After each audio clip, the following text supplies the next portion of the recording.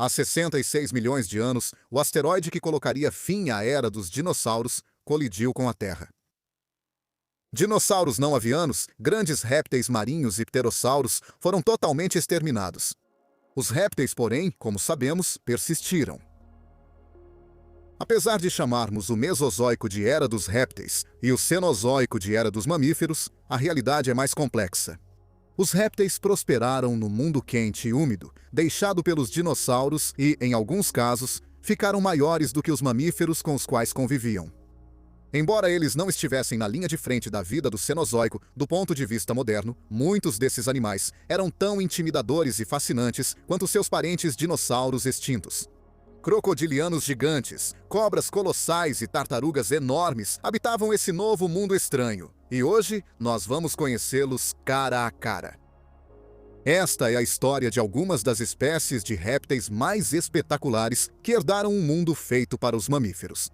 Viaje conosco milhões de anos ao passado para conhecer os répteis gigantes do Cenozoico esquecidos pelo tempo.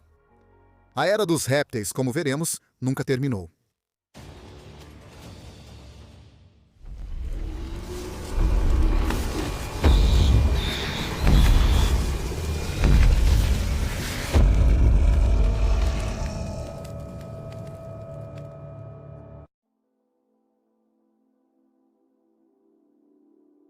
Antes dos dinossauros evoluírem, parentes gigantes terrestres dos crocodilos atuais dominavam o planeta. Na época da extinção dos dinossauros, animais parecidos reapareceriam. Esses eram os sebacídeos. No início e meados do período Cenozoico, os sebacídeos habitavam principalmente a América do Sul, onde se tornaram alguns dos maiores e mais temidos carnívoros desde a extinção do Tiranossauro Rex. Com 6 a 10 metros ou 20 a 33 pés de comprimento e possivelmente pesando mais de 1,5 toneladas, Barynosuchus arvaloi é o maior sebacídeo conhecido no registro fóssil até hoje. Essas estimativas indicam que o Berenossuco era maior que qualquer predador terrestre atual e caçava usando mandíbulas robustas com dentes em formato de cone. Infelizmente, seus restos ainda são fragmentários. E ainda há muito a aprender sobre esse grande crocodilomorfo caso novas descobertas ocorram no futuro.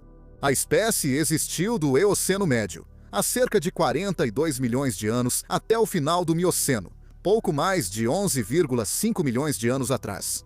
Embora totalmente terrestre, ela nunca se afastou das margens dos lagos nas áreas alagadas que futuramente seriam a Amazônia.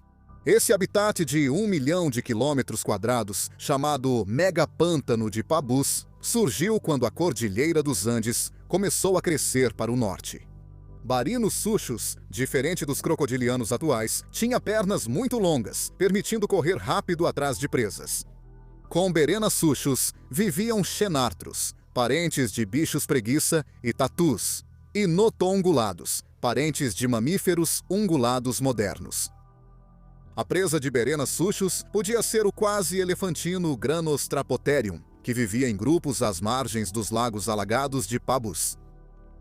Barynosuchus usava sua poderosa mandíbula para cravar seus dentes na cabeça ou pescoço da presa e derrubá-la. Essas mandíbulas podiam causar graves danos por esmagamento e sangramento, e o réptil era provavelmente o principal predador do ecossistema. Répteis como o Barynosuchus podem ter evoluído devido à ausência de grandes predadores mamíferos em seus ambientes. Esporacodontes, parecidos com marsupiais, foram por milhões de anos os únicos rivais dos sebacídeos, mas com o surgimento de gêneros maiores e mais adaptáveis, como o Phylacus smilus, de dentes de sabre, podem ter perdido a capacidade de competir. Como veremos em breve, no entanto, os mega-répteis do Cenozoico não estavam de forma alguma restritos apenas à Terra.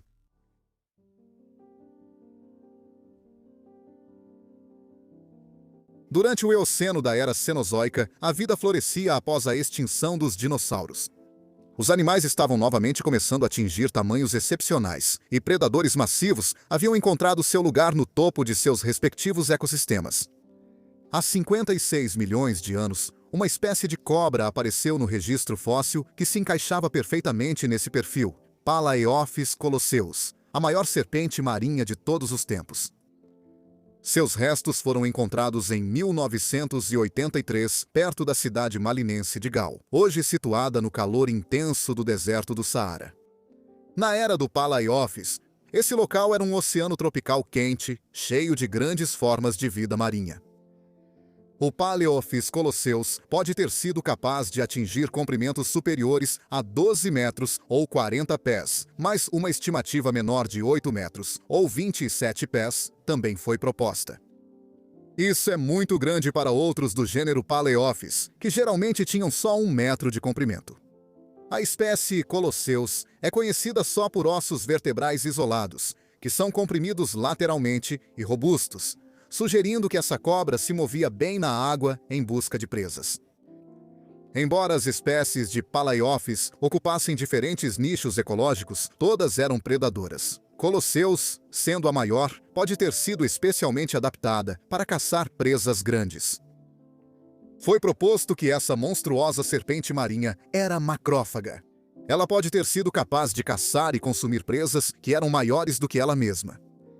Sem elementos fossilizados do crânio de Palaeófis colosseus, é impossível afirmar com certeza se isso é verdade ou não, mas o parente próximo da cobra, Archaeophis proavus, pode nos dar uma ideia do que exatamente esse gigante era capaz de fazer.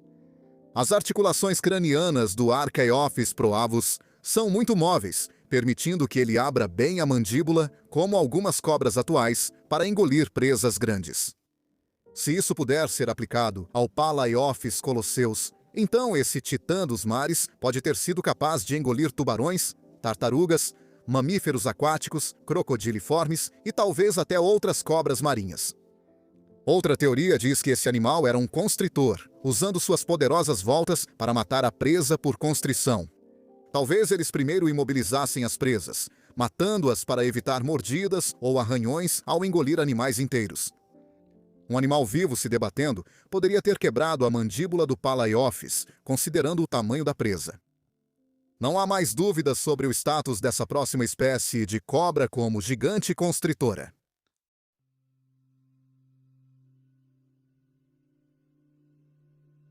É quase impossível fazer um vídeo sobre répteis gigantes do Cenozoico sem citar a única e incomparável Titanoboa.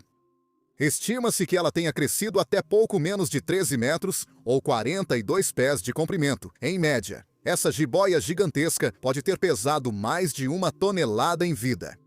Essa constritora monstruosa viveu logo após a extinção do final do Cretáceo, no período Paleoceno. Há 60 milhões de anos, densas florestas tropicais e subtropicais dominavam o mundo, criando o ambiente ideal para as cobras prosperarem. Seus restos foram encontrados nas minas de Cerion, em Lagoajeira, Colômbia, que abrigavam grande variedade de vida reptiliana. Os restos da Titanoboa são, talvez sem surpresa, extremamente robustos. Essa cobra gigantesca é conhecida principalmente por suas vértebras, assim como por alguns elementos do crânio. Acredita-se que ela agia de forma muito parecida com uma sucuri moderna durante a caça, talvez ficando à espreita em uma poça isolada ou trecho de rio onde esperava para emboscar presas que passavam. Acredita-se que ela caçava crocodilomorfos, enrolando seu corpo poderoso em torno da presa antes de engoli-la inteira. Ela também pode ter se adaptado para capturar peixes da água ao seu redor, como evidenciado pela forma de seus dentes afiados e em forma de gancho. Cerion, na época da Titanoboa, ficava em meio a vastas florestas tropicais que cobriam grande parte do planeta no Paleoceno. O local, perto da costa, formou uma planície de inundação que permitiu a fossilização dos ossos da cobra durante o Cenozoico. Os répteis parecem ter sido particularmente comuns na região de floresta da Titanoboa, e possíveis presas foram identificadas como Anthracosuchus e Serianosuchus. Caminhando devagar pelas florestas pantanosas, a tartaruga gigante Carbonemus era possivelmente grande e blindada demais para a Titanoboa enfrentar sozinha. Esses animais prosperavam nesses refúgios tropicais de água doce, e lugares como Cerion eram tão essenciais para os répteis gigantes quanto a formação Hell Creek. Agora, faremos a última parada neste tour pelos gigantes do Cenozoico.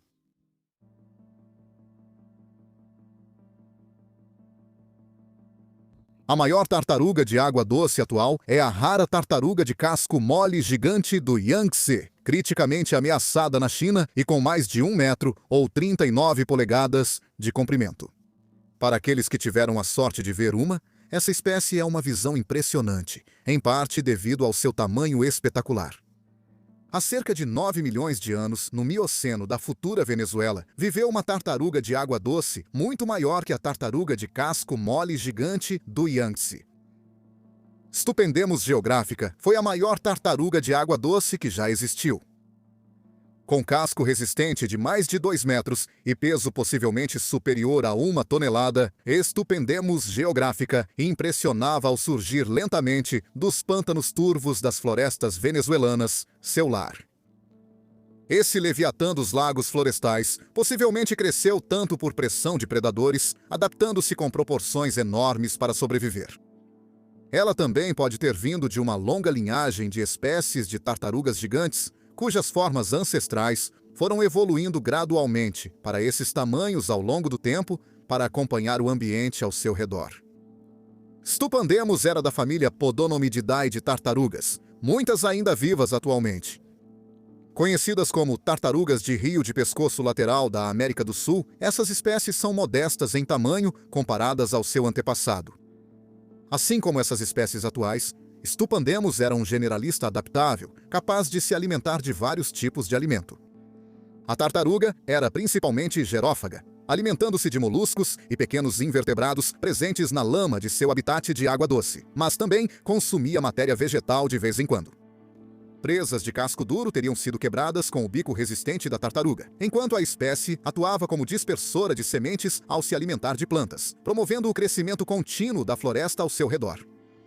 Machos de Stupendemus tinham uma estrutura semelhante a um chifre na carapaça, usada em lutas entre indivíduos da mesma espécie. Os machos possivelmente usavam os chifres em disputas territoriais ou para conquistar fêmeas.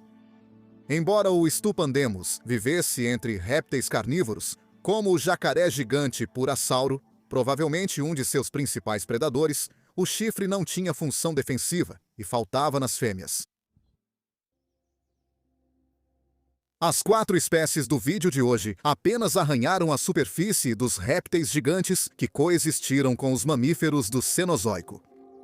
O Pleistoceno, parte do Cenozoico que marcou o início da Era do Gelo, era conhecido por seus megarépteis. Megalania, Quincana e Wanambi representam 3 grupos distintos de répteis exclusivos da Austrália, enquanto Maeolania, a tartaruga terrestre gigante, vivia em ilhas próximas no Pacífico Sul. Em todo o Cenozoico, répteis gigantes foram quase tão prolíficos quanto mamíferos gigantes.